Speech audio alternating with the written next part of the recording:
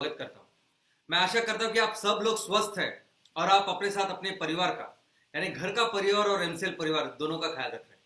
मैं ये भी आशा करता हूँ कि आप सभी लोग 1 घंटा बहुत अच्छी एक्सरसाइज कर रहे हो, अपने हार्ट को अपने लंग को मजबूत कर रहे हो और अपनी इम्यूनिटी को बढ़ा रहे हो। चलिए शुरुआत करते हैं आज के टॉपिक के साथ, एमसीएल प्रोड्यूसर ऑर्गेनाइजेशन। मुझे ऐसा लगता है कि आपके मन में और बहुत सारे लोग में कई सारे क्वेश्चन सवाल इसके बारे में हो सकते हैं।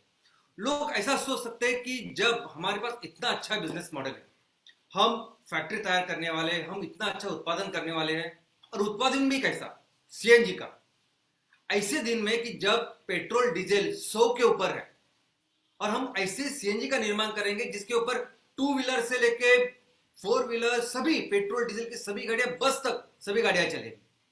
ऐसा ऐसा फ्यूल, ऐसा सीएनजी की जहां जो ट्रैक्टर के लिए भी चलेगा, ट्रक के लिए भी चलेगा। घर घर की रसोई में हम लोग एलपीजी को रिप्लेस कर पाएंगे। हर इंडस्ट्री को जो फ्यूल आज इस्तेमाल होता है उसको हम लोग रिप्लेस कर पाएंगे। तो इतना अच्छा अगर हमारा बिजनेस मॉडल है, इतनी अच्छी हमारी फैक्ट्री, इतना सब कुछ है, तो पूरा फोकस पहले फैक्ट्री पे देना चाहिए।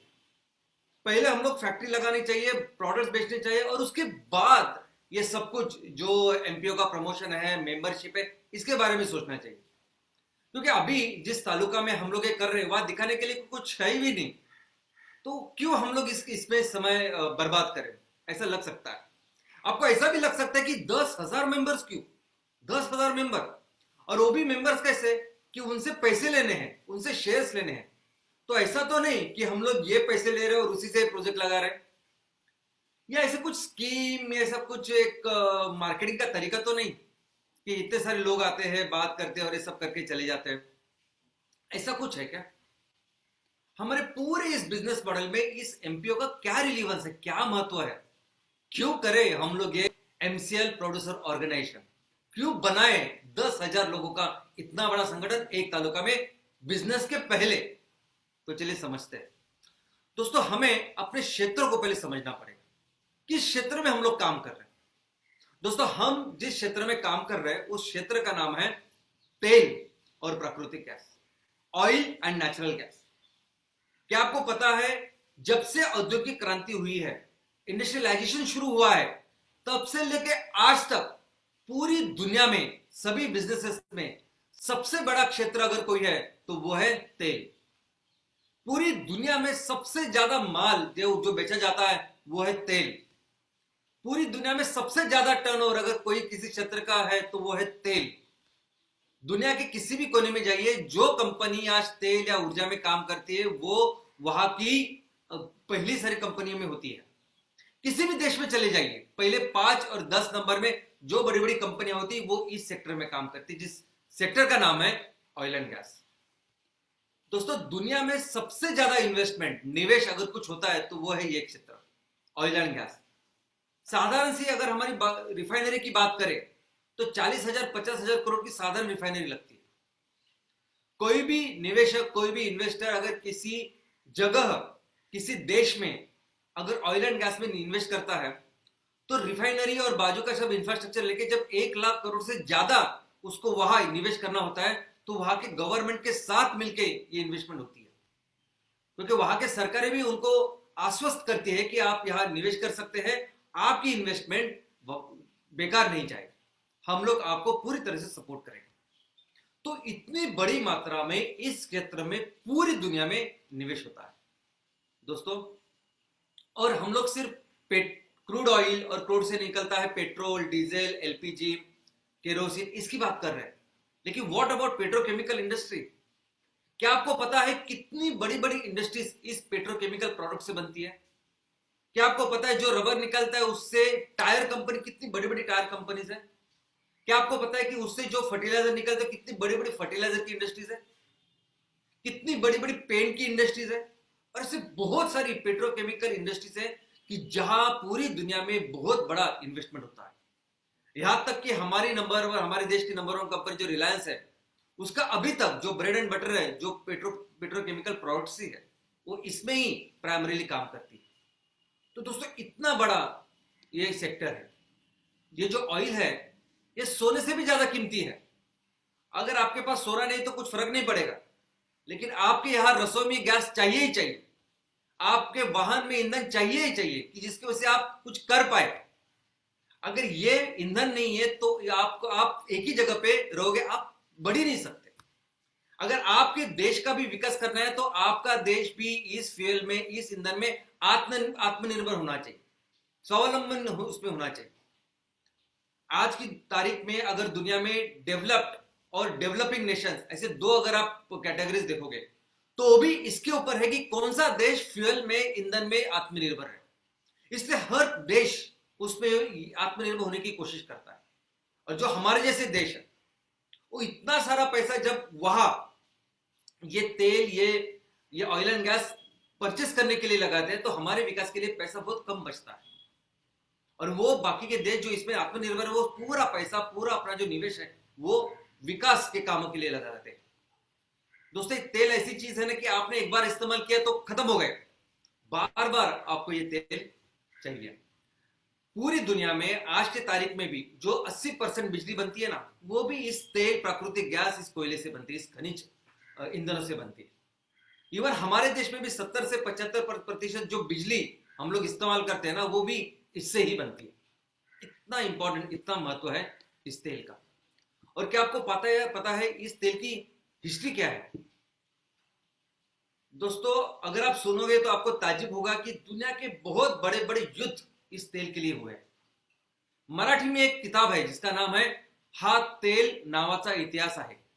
यानी अगर हिंदी में उसका अनुवाद करें तो इसका नाम होगा ये तेल नाम का इतिहास है। और ये गिरीश कुबेर करके एक ऑथर है जिन्होंने ये किताब लिखी है। उन्होंने तेल की खोज से लेके इस तेल के जो अभी तक जो युद्ध हुए, ईरान इराक का जो युद्ध हुआ 92 का, वहां उन्होंने लिखा है कि जो विश्व युद्ध भी हुए ना, वो सिर्फ और सिर्फ तेल के लिए हुए हैं। तो आप समझ सकते हैं कि ये तेल ऐसी चीज है कि जिसने पूरी दुनिया के जो देश है उसको दो हिस्सों में बांटा, और दो हिस्से अपने आप में लड़ रहे हैं। किसके लिए? तेल के लिए। और ये वो तेल है। दोस्तों, ये तेल दुनिया का सबसे स्ट्रांग ऐसा सिस्टम है। इसकी जो नेटवर्किंग है ये बहुत ही स्ट्रांग है। जैसा मैंने कहा कि कोई भी कंपनी जब आती है किसी देश में, इतने बड़े पैसे लेके इतना बड़ा इन्वेस्टमेंट करती है, तो उसके साथ उसकी सरकारें, उसका सब सिस्टम वो तो होता ही है। लेकिन आपके घर में रसोई की गैस, एलपीजी का सिलेंडर डिस्ट्रीब्यूट करने से लेके किसी भी इंडस्ट्री में एफओ, एलडीओ, डीजल देना है, या हमारा जो राशन का सिस्टम है उसमें केरोसिन जो बट्टा है, ये पूरा जो सिस्टम है ये इतना स्ट्रांग है कि आप इस सिस्टम के अगेंस्ट कुछ भी नहीं कर सकते। आप अगर वहां ऑयल एंड गैस में भी बिजनेस कर रहे हो, लेकिन इस जो सिस्टम वहां बना हुआ है उसके अगेंस्ट आप बिल्कुल बिजनेस ही नहीं कर सकते। अभी टोटल और शेल नाम की दुनिया की बहुत जानी मानी कंपनी जो ऑयल एंड गैस में काम करती है, हमारे देश में नहीं, दूसरे देश में, उन्होंने हमारे देश में ये बिजनेस करने की कोशिश की। क्या क्या कुछ पेट्रोल पंप निकाले, लेकिन क्या हुआ? वो चली नहीं। लेकिन दुनिया की सबसे बड़ी number 1 company oil and gas की है जिसका नाम है आरामको। उनको भी जब यहां निवेश करना था, बिजनेस करना था, उन्होंने क्या किया? तो यहां की जो ये सिस्टम बनी हुई है, यहां की जो कंपनी ऑलरेडी इस क्षेत्र में काम कर रही है, जैसे रिलायंस के साथ मिलकर फिर वो अभी रिफाइनरी का काम यहां कर रही है। तो इतना स्ट्रांग सिस्टम पूरी दुनिया में इस ऑयल एंड गैस का है। आप जब भी इस सिस्टम के अगेंस्ट कुछ करोगे तो ये मुमकिन ही नहीं है। ऐसी कंडीशन आज की तारीख में है। और दोस्तों, लेकिन एमसीएल के लिए ये बिजनेस नहीं है। एमसीएल के लिए ये हम लोग कुछ इन्वेस्ट करें, कुछ प्रॉफिट निकाले, ऐसा हम लोग सोच ही नहीं रहे। हमारा मकसद, हमारा विजन, हमारा मिशन बहुत अलग है। हमें पूरी दुनिया को बचाना है। पूरी दुनिया को बचाने के लिए हम लोग निकले हैं। हमें 100% ये पूरा जो फॉसिल फ्यूल, ये पूरा जो खनिज ईंधन का व्यापार है, इसको 100% रिप्लेस करना है ऐसे ईंधन के साथ जो ईंधन हम अपने देश में, अपने घर में हमारे किसान लोग तैयार करें। हमें इस पूरे सिस्टम को रिप्लेस करना है ऐसे ईंधन के साथ, ऐसे सिस्टम के साथ कि जो सिस्टम फिर ईंधन ऐसा यूज करेगा जो ईंधन इस पर्यावरण का ख्याल रखेगा, अपनी धरती मां का ख्याल रखेगा। ये बिजनेस नहीं है, ये इस मिशन है कि आओ चलो मिलकर इस दुनिया को बचाते हैं। इस पर्यावरण को बचाते हैं, ये बिजनेस से कई आगे है। और ये जब काम करना है, ये इतने स्ट्रांग सिस्टम के अगेंस्ट काम करना है, तो ये काम करना पड़ेगा एक क्रांति, एक आंदोलन जैसा, एक रिवॉल्यूशन जैसा। एक बिजनेस जैसे काम करके नहीं चलेगा। बिजनेस जैसे काम करे तो हम लोग कहीं टिक नहीं पाएंगे। ये और रियल सेंस में जैसे हम लोगों ने भी शुरुआत की, ये एक रिवॉल्यूशन करके शुरुआत की, धरती माता के प्रति रिवॉल्यूशन करके शुरुआत की। और जब ये क्रांति करना है, ये क्रांतिकारी बदलाव अगर हमें लाना है, पूरी दुनिया में लाना, हमारी तहसील से शुरुआत करनी है, तो इस क्रांतिकारी बदलाव के लिए हमें चाहिए वो लोग जो हमारे इस विजन और मिशन के साथ खड़े रहे। वो लोग कि जो फैक्ट्री देख के, प्रोडक्ट देख के ना आए, तो ये आपका विजन और मिशन देख के आपके साथ जुड़े और हमेशा लगे जिंदगी भर आपके साथ खड़े रहे, डटे रहे, ताकि हम मिलके ऐसा सिस्टम बनाए जो इस विषारी सिस्टम को खत्म करे। दोस्तों, एमसीएल प्रोड्यूसर ऑर्गेनाइजेशन, टेक्निकली अगर आप देखोगे तो क्या है एमसीएल प्रोड्यूसर ऑर्गेनाइजेशन? तो मैं बोलूंगा कि एमसीएल प्रोड्यूसर ऑर्गेनाइजेशन है हमारे जो लोग गांव में रहते हैं उसका संगठन। कुछ लोग ये भी बोलेंगे कि इसका नाम आपने एमसीएल फार्मर्स ऑर्गेनाइजेशन क्यों नहीं रखा, किसान संगठन क्यों नहीं रखा, प्रोड्यूसर ऑर्गेनाइजेशन क्यों रखा? दोस्तों, हमारे देश में किसान उसको बोलते हैं जो जिसके पास किसान का वो प्रमाण पत्र होता है। अगर आप खेती भी कर रहे हो, फिर भी आपको वो मैं किसान हूं इसका प्रमाण पत्र लाने के लिए 6 महीने लग सकते हैं। लेकिन अगर आपने उस कागजात के ऊपर ध्यान नहीं दिया है, अगर दादा परदादा के नाम पे आज भी जमीन है, तो आपको अपने नाम पे लाके उसका वो आप किसान हो ये सर्टिफिकेट लाने के लिए 1 साल से ऊपर लग सकता है।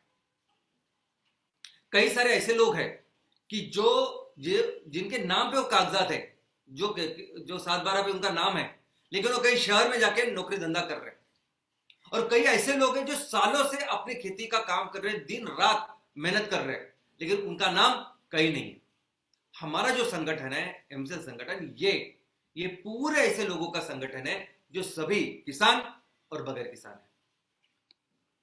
अगर आप टेक्निकली, लीगली या कायदे कानून से देखोगे तो अब तक पूरी जो इंडस्ट्रीज, पूरी जो कंपनी का व्यापार होता है, धंधा पानी होता है, बिजनेस होता है, वो जिस कायदे कानून के ऊपर होता है वो कानून है कंपनीज एक्ट 1956, 1956 का कंपनी का एक्ट। लेकिन जिनके रिकमेंडेशन के ऊपर यह एक्ट बना, वाई के अलग कमेटी, इस कमेटी ने तभी भी 1956 में ऐसा प्रोविजन करके रखा है, ऐसा प्रोविजन कि जिसमें ये सभी किसान इकट्ठा आ सकते हैं, खुद को ऑर्गेनाइज कर सकते हैं और ज्यादा से ज्यादा प्रॉफिट लाने के लिए अपने तरीके से बिजनेस कर सकते हैं। एकदम जैसे प्राइवेट कंपनी होती है ना, वैसे कर सकते हैं। ऐसा प्रोविजन 1956 से अभी तक है, हमेशा था। लेकिन इसके लिए स्पेशल एक्ट होना चाहिए। ये 2002 के बाद उसके ऊपर काम चालू हुआ और 2013 में ये अमेंडमेंट हुआ। और इसका पूरा फोकस, किस लिए ये एक्ट बना, किस लिए ये सब कायदे कानून बने, क्योंकि इसका पूरा फोकस था एग्रीकल्चर। दोस्तों, एग्रीकल्चर, कृषि, खेतीबाड़ी जो है, आज भी हमारे देश में 50% से ज्यादा जो नौकरियां है ना, वो यहां से आती है। हमारे देश का पूरा जो उत्पन्न है, जो जीडीपी है, 17 से 18% जीडीपी हमारे देश के इस एग्रीकल्चर, इस कृषि से आता है। लेकिन जिस तरह उसका विकास होना चाहिए था, जिस तरह उसकी उत्पादकता बढ़नी चाहिए, वो बढ़ी नहीं। तो बेसिक ऑब्जेक्टिव यही है कि हम इस कायदे को ऐसी तरह से इंप्लीमेंट करें कि हमारे जो किसान है, हमारी जो खेतीबाड़ी है, हमारा जो कृषि है, उसका उत्पादन बढ़े, ज्यादा से ज्यादा पैसे, ज्यादा से ज्यादा मुनाफा हमारे किसानों को मिले। लेकिन क्या जरूरत थी ऐसे देश में ऐसा नया कायदा कानून लाने की कि जो देश पूरी तरह से पहले से कृषि प्रधान ही है, पूरा जिसका ढांचा ही कृषि के ऊपर है, इसकी अर्थव्यवस्था कृषि के ऊपर। दोस्तों, आज तक हमारे देश में जो भी बिजनेसेस होते हैं ना, वो 2 कैटेगरी में होते हैं। एक होता है कोऑपरेटिव, सहकार क्षेत्र, और दूसरा होता है कॉर्पोरेट, कंपनी जैसा क्षेत्र। लेकिन ये दोनों के क्षेत्र में खेती से रिलेटेड, कृषि से रिलेटेड उतना विकास हुआ नहीं। सबसे पहले कोऑपरेटिव सिस्टम यानी सहकार सिस्टम, सहकार क्षेत्र ही हमारे देश को आगे लेके जाएगा। ये सोच बहुत पहले से है।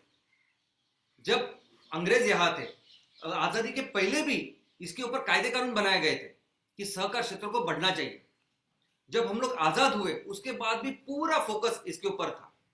हमारे सभी पंचक वार्षिक योजना में प्राथमिकता है ये सहकार क्षेत्र में बिजनेस करना, सहकार क्षेत्र में कृषि को बढ़ाना, और उसका फायदा भी हुआ। इनिशियली में अगर आप देखोगे शुरुआत में, तो जो जिस जिस राज्य ने इसका व्यवस्थित उपयोग किया वो राज्य आगे निकल गए। महाराष्ट्र, गुजरात, बाकी के उन्होंने कृषि क्षेत्र का विकास किया। बहुत सारी कोऑपरेटिव संगठन उन्होंने स्थापन की, कंपनियां शुरुआत हुई, कारखाने शुरुआत हुई और उसका विकास हुआ। लेकिन जिन लोगों ने ये सब चालू किया उन लोगों ने फिर उस क्षेत्र का प्रतिनिधित्व भी किया। यहां तक वो इतने आगे गए कि उन्होंने पूरे राज्य का प्रतिनिधित्व किया। तो उनके बाद जो लोग आए उन्होंने ये पूरे संस्था को ये बिजनेस, प्रॉफिट, विकास, डेवलपमेंट कम और सोशल, राजनीति, पॉलिटिक्स उसके अड्डे बनाए। और दूसरी एक सिस्टम थी कि एक कोऑपरेटिव सिस्टम के ऊपर कंट्रोल होता है गवर्नमेंट का, गवर्नमेंट का ऑफिसर इसके ऊपर काम करते हैं। तो अगर मैं पावर में आता हूं, मेरी कंपनी मेरी पार्टी पावर में आती है, तो कैसे मैं इन सभी संस्थाओं का उपयोग करूं हमारे पॉलिटिकल करियर के लिए, उसके वो लोग सोचने लगे और ये पूरा जो सिस्टम था वो बर्बाद हो गया। और जिस कृषि क्षेत्र का जिससे विकास होना चाहिए तो वैसा हुआ नहीं। और कॉर्पोरेट सिस्टम मैंने क्या, तो कॉर्पोरेट सिस्टम मैंने वही सिस्टम जो अंग्रेजों ने किया। अंग्रेज कौन थे? अंग्रेज कोई वो राजे लोग नहीं आए थे कि ये काम करने के लिए, वो तो कंपनी थी। और उन्होंने क्या किया कि हमें जो रॉ मटेरियल चाहिए, हमारे इंग्लैंड में जो फैक्ट्री है उनके लिए जो रॉ मटेरियल है वहां उन्होंने यहाँ इस वजह से एग्रीकल्चर करवाया, वैसे बंदर को विकसित किया और पूरा रॉ मटेरियल वहां लेके गए जो चाहिए वो, और वहां का माल यहाँ के बेचने लगे। हम लोग कितना ज्यादा से ज्यादा प्रॉफिट कर सकते, बस यही फोकस उनका रहा। उन्होंने यहाँ के लोगों का, यहाँ के जो एग्रीकल्चर वो सिस्टम था उसको बिल्कुल जिसको देखा ही नहीं। जो कुछ कम्युनिकेशन उन्होंने किया, जो कुछ ट्रांसपोर्टेशन किया ना, अपने फायदे के लिए किया।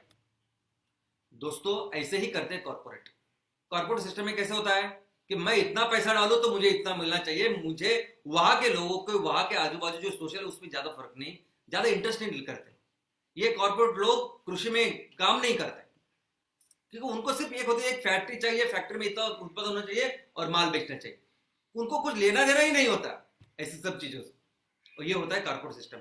इसीलिए कृषि को बढ़ावा देने के लिए दोनों का, ये जो दो सिस्टम से आज तक कंपनियां चल रही है, बिजनेस चल रही है, दोनों से अच्छी अच्छी चीजें निकाल के, बुरी बुरी चीजें हटा के जो कायदा कानून बना उसको कहते हैं प्रोड्यूसर्स कंपनी एक्ट। तो इसका एक ही उद्देश्य है, एक ही लक्ष्य है कि इस एग्रीकल्चर को, इस कृषि को बढ़ाना, इसका ज्यादा से ज्यादा उत्पादन करना, इससे ज्यादा से ज्यादा विकास करना है। और दोस्तों एमसीएल का भी मिशन वही है ना। एमसीएल का तो ये मिशन है, ये हम लोग सोचते हैं, हमारी ये सोच है कि ये जो पूरा कुदरत ने हमको दिया है, प्रकृति ने दिया है, भगवान ने दिया है ना, ये कंपलसरी, ये हमें ऐसा सोचना चाहिए ना कि बहुत मेहनत करके हम लोगों ने इसको कमाया है, बहुत मेहनत करके। मैं तो ये सोचता हूं कि आप ऐसा सोचो कि आप बहुत मेहनत कर रहे हो, पैसा कमा रहे हो, और कहीं पहाड़ पे भी ऐसे अपने 10-20 गुंठा जमीन लिए तो भी कैसे आप हरी भरी करते हो, क्योंकि आपका मेहनत का पैसा लगा होता है। तो आप जो भी जमीन लेते हो ना उसके ऊपर बहुत मेहनत करते हो और उसको विकसित करते हो। मैं सोचता हूं कि भगवान ने, कुदरत ने अगर इतना सब कुछ दिया है रेडीमेड, तो समझो कि आपने बहुत मेहनत करके खरीदी है जमीन, बहुत मेहनत करके आपके खुद के पैसे लगे, और सोचो कि एक एक इंच के ऊपर कैसे ज्यादा से ज्यादा उत्पादन आए, कैसे ज्यादा से ज्यादा फायदा हमारे भाइयों को, हमारे किसानों को हो, और कैसे ये आबादी, ये हम लोग इसको विकसित कर पाए। इस तरीके से काम करना ही एमसीएल का मिशन है, एमपीओ का मिशन है। इनफैक्ट इसीलिए हम लोग हर ग्राम पंचायत में हम एक प्रोजेक्ट की शुरुआत कर, चाहे वो ग्राम पंचायत कुछ दूर पहाड़ पे हो, चाहे वो ग्राम पंचायत समुद्र के बाजू में हो, चाहे वो ग्राम पंचायत जंगल में हो, पूरे आदिवासी हो, चाहे वो ग्राम पंचायत रेगिस्तान में हो, चाहे वो ऐसी जगह पे हो कि जहां खेती बिल्कुल मुमकिन नहीं है। हर ग्राम पंचायत में हमें एमसीएल विलेज प्रोजेक्ट लगाना है। उसका क्या उद्देश्य है कि हर गांव में हम लोग क्या एक्टिविटी कर सकते हैं एग्रीकल्चर से रिलेटेड, क्योंकि एग्रीकल्चर सिर्फ खेती करना नहीं ना, उसके साथ पशुपालन कर सकते, कुछ तो कर सकते हैं, और इतना सब कुछ दिया है। तो हर ग्राम पंचायत में कैसे हम लोग बिजनेसेस करें, कैसे हमारे लोगों को एक आमदनी, अच्छी आमदनी करके दे उसको, वो काम, वही हमारा उद्देश्य है। इसीलिए हर ग्राम पंचायत में हम लोगों ने एमवीपी की प्रोजेक्ट शुरुआत की है। अब इस एमवीपी को, एमपीओ को कैसे डेवलप करें, इसका एक प्रोसेस इस कायदे में दिया है। उन्होंने कहा कि जहां आपको ये डेवलपमेंट करना है, जिस क्षेत्र का आपको विकास करना है, पहले तो क्षेत्र आइडेंटिफाई करिए, कौन सा तालुका है, कौन से गांव। उसके बाद देखिए कि उस गांव में क्या परिस्थिति है, आज किसान कौन से कंडीशन में रहते हैं, कौन से कंडीशन में वो कृषि या खेतीबाड़ी करते हैं, और फिर देखिए कि कौन सी चीजें हमें करनी है इस गांव की, इस किसान की, इस खेती की डेवलपमेंट करने के लिए। फिर इस विषय में जो एक्सपर्ट होते हैं, जो जो विशेषज्ञ होते हैं, उनको बुलाए और उनको लेके एक रिपोर्ट बनाइए कि किस तरह से हम लोग इस गांव में इसका विकास कर सकते हैं, कैसे ज्यादा आमदनी लोगों को प्राप्त करके दे सकते हैं। और कुछ बेसलाइन इंडिकेटर्स रखिए कि जैसा अगर आपके यहाँ धान आता है तो आज धान इतना आता है पर हेक्टर, पर एकड़, तो उसका इतना आना चाहिए, इतने लोग आज एम्प्लॉयड है तो वो इतने होने चाहिए। ऐसे इंडिकेटर्स तैयार कीजिए और उसके हिसाब से जो इंटरवेंशन करना है, जो काम करना है, उसके हिसाब से एक बिजनेस का प्लान तैयार कीजिए प्रॉपर, जिस बिजनेस प्लान में पूरी तरह से डिटेलिंग हो कि हम लोग क्या करने वाले हैं, क्या होगा गांव का आगे, कैसे विजन दिखेगा, कैसे आगे हम लोग तरक्की करेंगे। और ये वहां के गांव वालों को, जिन लोगों के लिए आप करना चाहते हैं ना, कम से कम 10% लोगों के जाके समझाइए, आप उनसे सलाह मशवरा कीजिए, उनका विचार विमर्श करके उनके भी सजेशन दीजिए और बिजनेस प्लान को फाइनल कीजिए। और उसके बाद फिर आप किसानों को बताइए, किसानों को मोबिलाइज कीजिए और उनसे फिर ये बिजनेस के लिए जो पैसे लगते हैं वो आपको ही करने हैं। इस कायदे में लिखा, एक तो पूरे किसानों को ये प्लान बताने के लिए आप सभी का इस्तेमाल कर सकते हैं, पैम्पलेट बना सकते हैं, वीडियो बना सकते हैं, सेमिनार कर सकते हैं, मीटिंग्स कर सकते हैं, सब कुछ करें, लेकिन पैसे आपको जमा करने, इकट्ठा करने। तो सभी मेंबर्स से पैसा लीजिए, लोन लीजिए, जो चाहिए जैसे आपको करता है वो पैसे लीजिए और फिर फैक्ट्री की शुरुआत कीजिए, बिजनेस की शुरुआत कीजिए, जो भी आप करना चाहते हैं।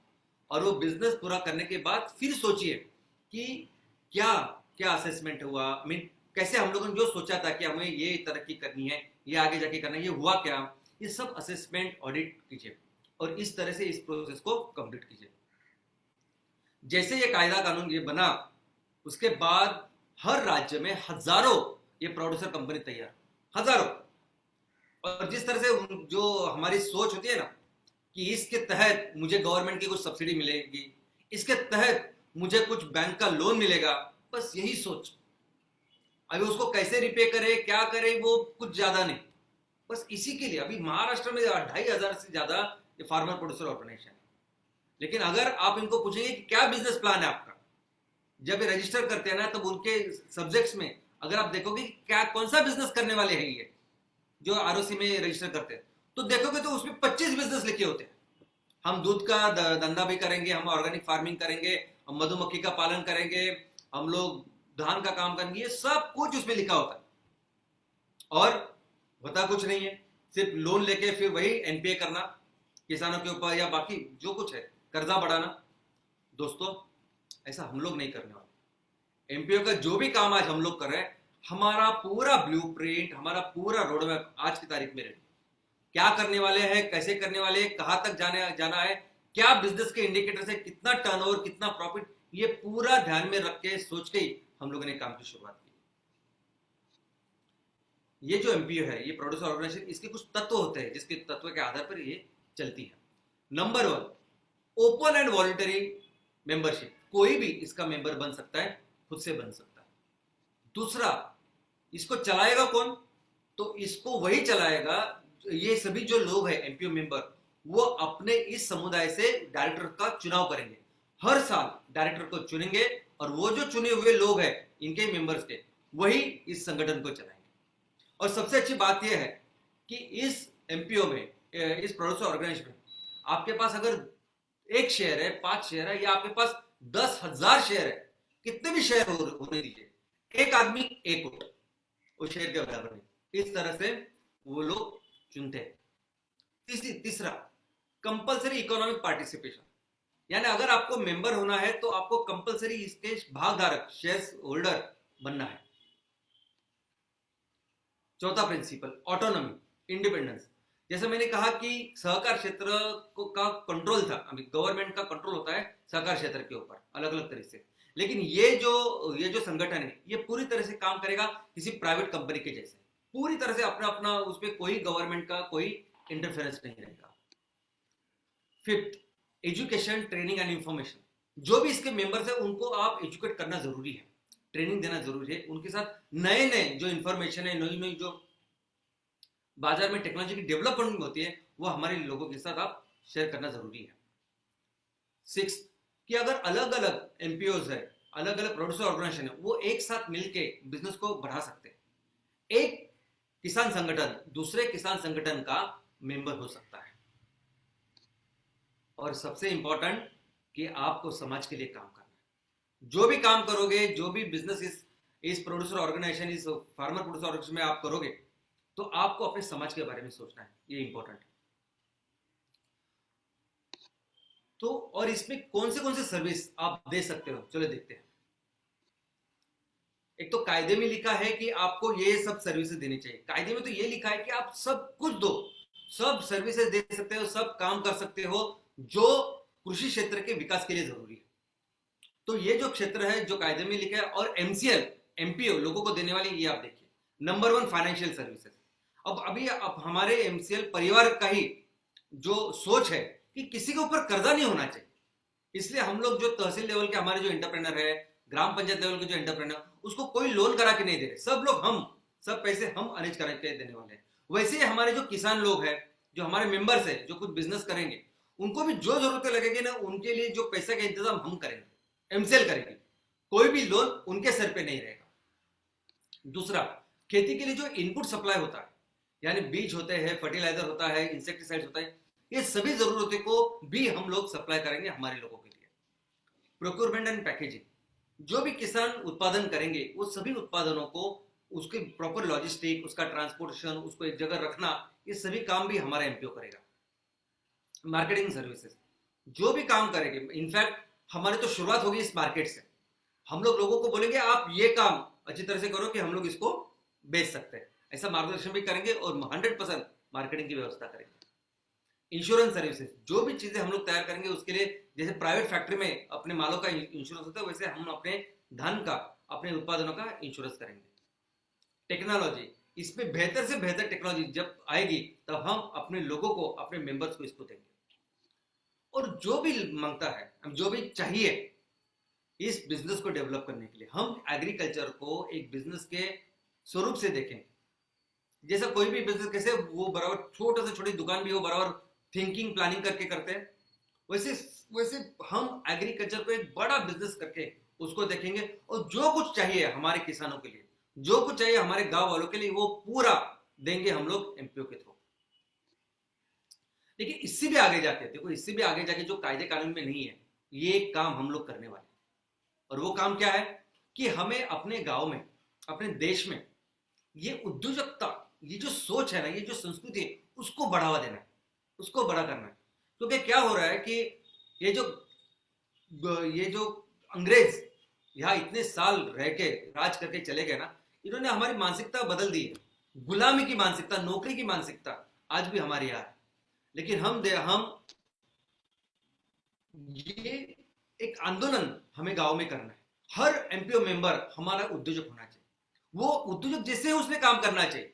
हम लोग कहते हैं कि आप खुद को एक इंडिपेंडेंट ऐसा उद्योजक समझो, क्या चाहिए आपको, कैसे चाहिए हमको पूछे, हम आपको देंगे, पूरा सपोर्ट हम आपको देंगे। अगर आप खेती कर रहे हो तो 100% ऑर्गेनिक खेती करो, 100% ऑर्गेनिक खेती करने के लिए जो चीज चाहिए ना वो हम देंगे, आपका पूरा माल हम लोग लेंगे। लेकिन जो चीज नॉर्मली केमिकल फार्मिंग से मिलती है उससे ज्यादा पैसे मिलेंगे अगर आप ऑर्गेनिक फार्मिंग करोगे और आपकी इनकम बढ़ेगी। अगर आपके पास बंजर जमीन है, कुछ नहीं कर रहे आप, तो ये धान, ये बायोमास आप करिए और उसका भी हम लोग परचेस करेंगे और आपको इनकम चालू हो जाएगी। और आप ऐसे कि आपके पास जमीन ही नहीं, अगर आपके पास बिल्कुल जमीन है तो कम से कम 2 4 5 गाय आप उसका पालन कीजिए, मधुमक्खी का कुछ काम कीजिए, और ऐसा कुछ काम कीजिए जो आप कर सकते हैं। पूरे मार्केटिंग हम लोग करेंगे आपको जो कुछ चीज़ है वो हम उसकी व्यवस्था करेंगे। और एमसीएल इको फ्रेंडली प्रोडक्ट्स, ऐसे कोई प्रोडक्ट्स अगर आप निर्माण करते हैं कि जो इस पेट्रोकेमिकल प्रोडक्ट को रिप्लेस कर सकते हैं, ऐसी सब चीज़ों की व्यवस्था आप करिए, हम लोग उसकी मार्केटिंग करेंगे। तो एमपीए तो वो कायदे कानून में जो लोग है उससे बढ़कर हम लोग, हमारी सोच है, हम तो चाहते हैं कि आप सभी लोग, सभी जो एमपीए 10,000 जो मेंबर है ना, 10,000 उद्योजक बन के काम करें। कैसे मैं अपने घर का इनकम बढ़ाऊं, क्या काम कर सकता हूं, और आपको क्या चाहिए हमें बताइए, एज ए एमपीओ बताइए, हम लोग आपको प्रोवाइड करेंगे। यही सबसे इंपॉर्टेंट काम हम कर रहे हैं कि हर एमपीओ मेंबर को एक उद्योजक बनाना। और दोस्तों इसके सोशल बेनिफिट, ये तो हमारा फोकस है कि हम समाज के लिए क्या करने हैं। इस एमपीओ के प्रति, एमपीओ के थ्रू ये एमसीएल बिजनेस को जब हम लोग बड़ा कर रहे हैं, तो हमारे सिर्फ फैक्ट्रियों में कम से कम 1200 से 2000 लोग तो हमें डायरेक्ट सैलरी से लगने वाले हैं। इसके अलावा जो इनडायरेक्ट इतने सारे बिजनेसेस, इतने सारे उद्योजक निर्माण होने वाले हैं कि बहुत सारी नौकरियां हमारे तहसील में तैयार होने वाली है, और वो सभी नौकरियां हम लोग हमारे एमपीओ मेंबर उनको देने वाले हैं। लेकिन सबसे बड़ा काम है ये 20% सीएसआर, यानी आज हमारे लोगों को जो यहाँ इस एमसीएल सिस्टम में काम कर रहे हैं, सभी किसानों को उनको पैसा दे दिया, सभी जो हमारे उद्योजक है उनको हम लोगों ने उनका मुनाफा दे दिया, सभी अपना तनख्वाह बिनका सभी लेके वो जाने के बाद जितना प्रॉफिट हमारे यहाँ बचेगा, उस प्रॉफिट का 20%, 20% हिस्सा हम लोग हमारे लोगों के लिए, हमारे गांव के लिए खर्च करेंगे। और ये सबसे बड़ा काम, हमारे गांव में जो भी शिक्षा व्यवस्था है, जो भी पाठशाला है, उसको हम लोग बेहतर करेंगे। हमारे गांव में ये जो स्वास्थ्य को लेके जो कुछ फैसिलिटीज है उसको बेटर करेंगे। ऐसा नहीं कि हमारे गांव में टैलेंट नहीं है, लेकिन अगर कोई बच्चा एथलेटिक भी है, वो अच्छा कुछ कर सकता है, ओलंपिक के जाके मेडल ला सकता है, लेकिन उसके लिए आज हमारे यहाँ व्यवस्था नहीं, मैदान नहीं है खेलने के लिए, जो चीजें उसको चाहिए, छोटी छोटी चीजें, वो खेलने के लिए साहित्य नहीं है उसके पास, इक्विपमेंट नहीं है उसके पास। तो हमारा मकसद ये है कि हम लोग ऐसा बिजनेस करें कि हर तहसील में हमको राज्य स्तर का एक क्रीड़ा संकुल की निर्मित करनी है। हमें गांव में इतना सारी पानी अगर कुदरत हमें देता है, तो ऐसी पानी की व्यवस्था करनी है कि ताकि किसी भी गांव में सूखा ना पड़े। और जो भी चीजें बेसिक इंफ्रास्ट्रक्चर, यानी बहुत सारे ऐसे गांव है कि जहां रोड्स नहीं है, ऐसी चीजें हैं कि जो जिसके लिए हम लोग बाहर के कोई गवर्नमेंट कुछ करेगी या बाहर के कोई आके कोई करेगा, इस तरह के में हम लोग रहते हैं। मैं कहता हूं कि चलो मिलके ऐसे बिजनेस करते हैं, इतना बिजनेस करते हैं कि उससे मिलके इतना आमदनी हमारे पूरे गांव के लिए करते हैं कि जो भी चीजें चाहिए वो हम लोग खुद तैयार करें।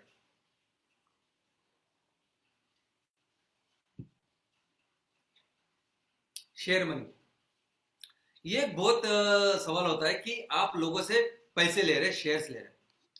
दोस्तों एक तो बात है, ये है कि ये कंपलसरी है। आप एमपीओ के लीगली कायदे से भी आप सभासद बन ही नहीं सकते, मेंबर बन ही नहीं सकते, जब तक आप उसके शेयर होल्डर नहीं है, जब तक आप उसके शेयर्स नहीं लेते, जब तक वो शेयर्स आपके नाम पे नहीं। नंबर 1। दूसरा दूसरा क्या बाकी की कंपनी करती है कि आपसे सब पैसे इकट्ठा करते हैं और ऊपर से लोन लेते हैं और फिर वो बिजनेस व्यवसाय चालू करते हैं। यानी एक तो आप अगर मेंबर हो उस कंपनी के, उस प्रोड्यूसर ऑर्गेनाइजेशन के, तो आपने पैसे तो दिए, शेयर तो लिए, ऊपर से आपके सर पे जरा लोन भी चढ़ता। जैसे बिजनेस होता है वो कम हो जाएगा, वो अलग बात है। एमसीएल क्या करेगी आप सोचो, एमपीओ क्या कर रही है आप सोचो। हम लोग तो पूरे सर्विसेज देने ही वाले, उससे ज्यादा हमने सोचा है हमारे मेंबर्स के लिए। कंपलसरी एक आंदोलन जैसे हम लोग हर घर में कम से कम इतनी आमदनी जानी चाहिए, हर घर में 5,000, 8,000, 10,000, 15,000 जाना चाहिए, जितना पॉसिबल है उतना मिलना चाहिए। ये हमारा आंदोलन तो रहेगा ही, उसके लिए पूरा काम तो हम लोग करेंगे। लेकिन इसके आगे क्या करें आप देखिए, इसके लिए कोई कर्जा नहीं होगा, कोई लोन नहीं होगा, ऊपर से ये सारे पैसे हम लोग आपके यहाँ के तहसील की जो स्टार्टअप है, जो बायोफ्यूल स्टार्टअप है, उसमें ये पैसा डालेंगे और आपको उसके शेयर देंगे फेस वैल्यू के ऊपर। यानी जो मिनिमम शेयर रहता है ना 1 रुपए का, जो उसके मालिक को भी 1 रुपए का मिलता है, वो भी आपको देंगे 1 रुपए से सभी मेंबर्स को देंगे। और ये बहुत अच्छी बात है। 1 रुपए से तो उस वेंचर कैपिटलिस्ट और एंजल इन्वेस्टर को भी नहीं मिलते, उनको भी थोड़ा सा चढ़ा के ही देते हैं। क्योंकि ये जो बड़े अमीर लोग होते हैं वो क्या करते हैं, उनके पास करोड़ों रुपए होते हैं, और वो जब ऐसी छोटी छोटी कंपनी होती है उसमें निवेश करते हैं, और ये जब जब कंपनी बड़ी होती है तब उनके भी पैसे 20 गुना 30 गुना 50 गुना बड़े होते हैं, ज्यादा होते हैं। और ये अपॉर्चुनिटी ये सिर्फ उनके लिए ही होती है जिनके पास बहुत सारे पैसे होते हैं। लेकिन हम यहाँ ये अपॉर्चुनिटी हमारे सभी मेंबर्स को देने की कोशिश कर रहे हैं। हम सभी लोगों को एक वेंचर कैपिटलिस्ट जैसे बनाने की कोशिश कर रहे हैं, ताकि उनको भी वो ग्रोथ, उनको भी वो मुनाफा मिले जब ये कंपनी बड़ी होने वाली है। हमें पता है कि हमारे यहाँ कम से कम 100 टन माल तैयार करके बेचना है, और 100 टन का माल अगर जब तैयार करके बेचेंगे ना तब आपके कंपनी का शेयर कम से कम 100 रुपया होने वाला है। लेकिन आज हमारे देश में इतना कुदरत ने दिया है कि बहुत सारी तहसील में 500 टन की फैक्ट्री लग सकती है। तो 500 टन की फैक्ट्री लगेगी तो 1 रुपए का शेयर 500 रुपए का हो सकता है। तो सोचिए जो हमारे मेंबर्स है, सोचिए अगर किसी ने 250 रुपए तुम आपको दिए सिर्फ, और उसके आप 25,000 से लेके 50,000 1 लाख रुपए अगर करा के देंगे विदाउट लोन इस हमारे मेंबर्स को, तो कितनी दुआएं, कितना अच्छा लगेगा। ये सबसे बड़ा, और हमारा फोकस ही यही है। हम हर स्टेप के हर जगह हम लोग कोशिश करते हैं कि कैसे ज्यादा से ज्यादा हमारे लोगों को दे, क्योंकि नहीं तो ये अमीर लोगों को देते ही है, उनसे पैसा लेके उनको तो देना ही है। हम लोग कैसे इन लोगों से जितना हो सके उतना करें दोस्तों। और आपको लगता है कि बहुत सारे पैसे होते हैं, तो मैं आपको बताऊं 10,000 मेंबर जब 250 रुपए करके इन्वेस्ट जो लगाते हैं, तब उनकी कुल इन्वेस्टमेंट जो होती है कंपनी में वो लगभग 25 लाख रुपए होती है। आज भी जो लोग काम कर रहे हैं आप सभी को पता है कि 25 लाख रुपए 10,000 मेंबर से जमा होते हैं। और हम जिस इंडस्ट्री में काम कर रहे हैं 25 लाख रुपए में ये आता है सीएनजी का डिस्पेंसर। आप मार्केट में जाएंगे आपको पता चलेगा, सीएनजी का पेट्रोल पंप लगाने जाएंगे ना आप, 4.5 से 5 करोड़ रुपए सीएनजी का पंप लगाने के लिए लगते हैं, क्योंकि ये इक्विपमेंट इतने महंगे हैं, इसको इतने पैसे लगते ही है। बहुत सारे लोग हमको पूछते हैं, यानी मेरे खुद के दोस्त मुझे बताते हैं कि इतनी रिस्क क्यों, इतनी रिस्पॉन्सिबिलिटी लेने की क्या जरूरत है। उनका कॉन्ट्रीब्यूशन तो बहुत कम है, क्योंकि अगर 50 करोड़ की फैक्ट्री लगा रहे हैं तो 25 लाख यानी 0.5%, लेकिन 50 करोड़ का प्रोजेक्ट है ही नहीं। 100 टन आउटपुट का प्रोजेक्ट है हमारा, 500 करोड़ की इन्वेस्टमेंट लानी है तहसील में और करनी है कम से कम। तो उसमें देखेंगे तो ये तो 0.01% से भी कम है। तो इतना कम पैसा देने को और पूरी जिम्मेदारी ली, सभी लोगों की जिम्मेदारी लेने की। लेकिन मैं हमेशा बोलता हूं अरे यही तो अपना काम है। किसके लिए सब कुछ शुरुआत की, किसके लिए कर रहे हैं हम लोग ये धंधा बिजनेस? प्रॉफिट के लिए कर ही नहीं रहे, लोगों के लिए तो कर रहे हैं, और करेंगे ना, जितना ज्यादा पॉसिबल है उतना करेंगे, क्योंकि हमें डरने की जरूरत नहीं है। एक बहुत ही अच्छे नेक इंटेंशन से काम कर रहे हैं, कोई 1 रुपए का इधर उधर हम लोग नहीं करने वाले, तो डरने की जरूरत ही नहीं। अगर हम लोग लोगों के लिए भलाई कर रहे हैं तो आज न कल लोगों को सब पता ही चलेगा, हम अपना काम अच्छे ध्यान से करें दोस्तों। लेकिन कुछ ऐसे समाज के प्रॉब्लम्स भी हैं, गांव के हमारी समस्या है कि जिसके लिए भी हमें लोगों को जोड़ना है। एक है ये जीरो वेस्ट तहसील, कचरा मुक्त तहसील। कितने गांव में आज कचरा बढ़ चुका है, गांव गांव में इस कचरे के पहाड़ नजर आ रहे हैं, और ये इस कचरे को जलाते हैं लोग, इस कचरे को नदी में डालते हैं, इस कचरे को कुएं में डालते हैं। क्या करते हैं आपको पता ही? ये सब ये जो गंदगी है, ये पानी से, ये दूषित पानी से, ये आपके धान से लेके आपके बदन में जा रही है, कैंसर को बढ़ा रही है। कितने सारे पानी के प्रॉब्लम जो होते हैं वो सिर्फ और सिर्फ कचरे के कारण हो रहे हैं। हमको कंपलसरी ये कचरे से 100% कचरा मुक्त हमारे गांव करना है, हमारा तहसील करना है, और उस कचरे को हम लोग फ्यूल में कन्वर्ट कर सकते हैं। दूसरा कि सभी लोगों को आना चाहिए ये एनवायरमेंटल कंजर्वेशन के लिए, यानी हमारा ये जो पर्यावरण है इसको कौन संभाले, ये हमारी जिम्मेदारी है, इसलिए आनी चाहिए। केरला में सभी लोग इकट्ठा आए, और केरला में लोगों ने इकट्ठा आके वहां के जो पानी के स्रोत है, वहां की नदियां है, तालाब है, उसका रक्षण किया है। वैसे हम लोग चाहते हैं कि हर गांव में ऐसा हो, हर गांव में हमारा जो पानी का स्रोत है उसका ख्याल हम लोग रखें। हम लोग चाहते हैं कि पूरे तहसील के ये जो सभी लोग हैं ये एमपीओ में एक परिवार का एक हिस्सा बने, एक बड़ा परिवार, जो परिवार हमारे गांव की तरक्की के लिए, हमारे किसानों की तरक्की के लिए काम करे दोस्तों। लेकिन सबसे इंपॉर्टेंट रीजन मैं आपको बोलूं, सबसे सबसे सबसे इंपॉर्टेंट, बाकी सब बाजू में रखिए, एक इंपॉर्टेंट रीजन जिसके लिए हमें काम करना है ना, वो है ये।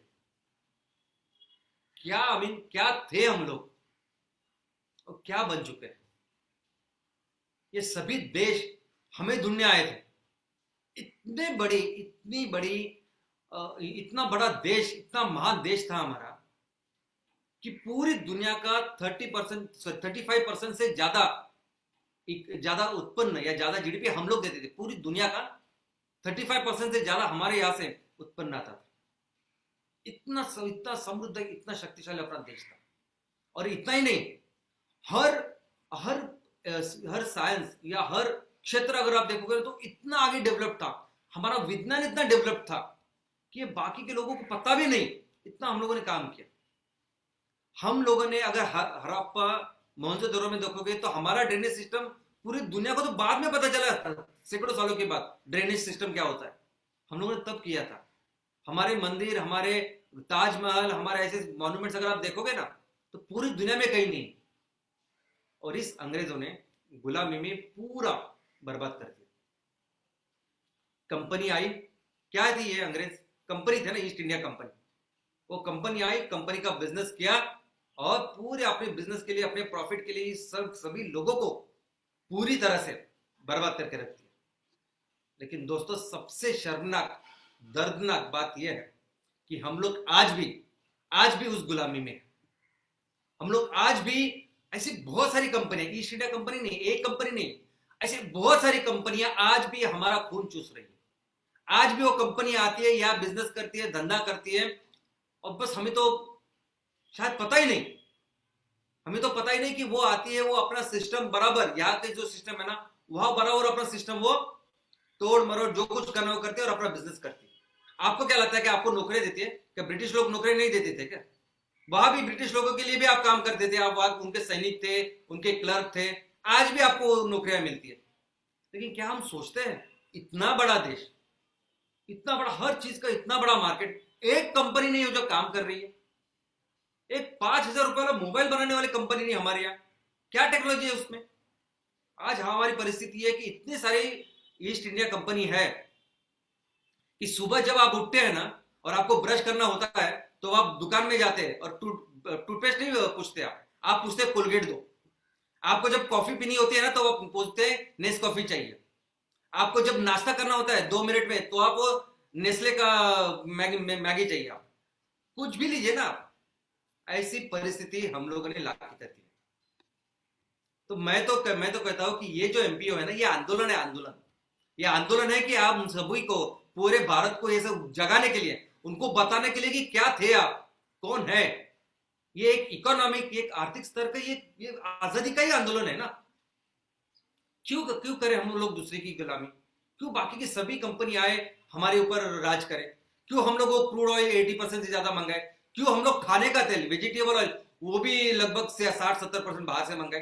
क्यों हमारा कोयला, वो उसको भी ऑस्ट्रेलिया से मंगाए? यानी कौन सी चीज है? दोस्तों, हम इस एमपीओ के थ्रू सभी लोगों को बताना चाहते हैं कि आप समझो कि कौन से देश में आप जन्मे हो, क्या आपका इतिहास है। अरे वो देश कि जहां आज भी देखोगे ना मंदिर कैसे, आज भी नहीं बना पाओगे आप। ऐसा देश हमारा, ऐसा हम लोग उसके वारिस है। ऐसी संस्कृति थी हमारी, और क्या कर रहे हैं हम लोग इधर? सुजलाम सुफलाम भारत, पूरे देश का ये 1/3 हम लोग थे, और आज अंडर डेवलप्ड नेशन करके हम लोग हंस रहे हैं हमारे ऊपर। दोस्तों, इसलिए हम लोग बेसिक्स पे जाते हैं, क्योंकि किसकी वजह से हम लोग नंबर 1 इकोनॉमी थे, किस वजह से महान राष्ट्र थे? वो थे सिर्फ और सिर्फ खेती की वजह से। हम लोग अंग्रेजों जैसा नहीं काम किया हम लोगों ने कि बाहर के जाके बाहर के देश को लूटा और अपने देश को समृद्ध बनाया। हम लोग पैदाइशी, हम लोग यहाँ समृद्ध है।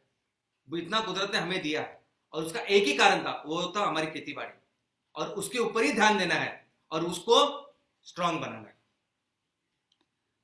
और एक चीज जो हमको सीखनी है कि यहां तक कोई भी, पूरे आप इतिहास में देखिए, इतिहास में कभी भी कोई आया इस भारत का ये समृद्धि देख के, इतना सब पूरा इतना वैभव देख के जब कोई आया है ना, तो उन्होंने एक काम किया है, हम लोगों को आपस में तोड़ा है और राज किया। Divide and rule. हर किसी ने किया है। आज भी आप घर के दो भाई होते हैं ना, वो एक दूसरे के उनपे झगड़ा लगाओ और अपना फायदा करा लो। यही मेंटालिटी के लोग सब आते हैं और काम करते हैं। हमें इस मेंटालिटी से भी बाहर निकालना है। हमें अपने तहसील में ना एक ऐसे समाज, एक ऐसे बड़े परिवार का निर्माण करना है ना कि जो एकदम इकट्ठा रहे, इकट्ठा रहे हमारे किसानों के लिए, इकट्ठा रहे हमारे देश के लिए, हमारे गांव के लिए। जो भी काम करना है ना हम लोग करेंगे। हम अपने तहसील को, हमारे जो ईंधन लगता है ना, हम उसमें स्वयं पूर्ण करेंगे। किसको अगर नौकरी चाहिए, अच्छा इनकम चाहिए ना, तो हम मेहनत करेंगे और करेंगे। हमारे गांव को अगर कुछ लगता है, रास्ते चाहिए, पानी चाहिए, बीज चाहिए, कुछ चाहिए ना, हम लोग करेंगे। ऐसे प्रॉपर सुजलाम सुफलाम गांव का निर्माण करने के लिए एक बड़ा परिवार जिसमें सभी लोग इकट्ठा एक भाई समान रह रहे, ऐसे काम करें। और ये करने के लिए ना हमें चाहिए ये दोस्तों, हमें आगे जाके ऐसा काम करना है ना कि किसी की हिम्मत नहीं होनी चाहिए कि हमारे गांव, हमारे तहसील में आके धंधा करने की। और ये काम अगर जब करना है ना, तो आपको ऐसे लोग लगेंगे ना कि जो आपके विजन और मिशन को देख के आपके साथ चलेंगे। वो ये प्रोडक्ट फैक्ट्री वगैरह नहीं, ये आपको देखेंगे कि क्या लेके चल रहे हैं आप। मैं चाहता हूं कि एमपीओ वो मूवमेंट का नाम, एमपीओ वो है कि जो आप सभी के, आप इस विजन मिशन को, ऐसे लोगों को इकट्ठा करेगा। वो लोग जो जिंदगी तक, आखिर तक आपका साथ देंगे और अपने तहसील को फिर से सुजलाम और सुफलाम बनाएंगे। और एमपीओ का एक ही काम है कि हमारा जो राजा है ना, उसको फिर से बहुत बलशाली बना। और एक ही राजा, एक ही राजा, और वो राजा है एक किसान राजा। बस उसका ख्याल रखते हैं, उसको ज्यादा से ज्यादा उसको मदद करते हैं, और वो हमारे देश को फिर से सुजलाम सुफलाम बनाएगा, नंबर 1 बनाएगा।